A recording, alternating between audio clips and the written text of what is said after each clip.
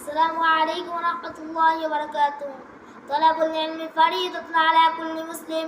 হাদিস শরীফে আল্লাহ তাআলা কোরআনে পাকে বলেছে তলাবুল ইলমি ফরিদাতুন আলা কুল্লি মুসলিম। দিনে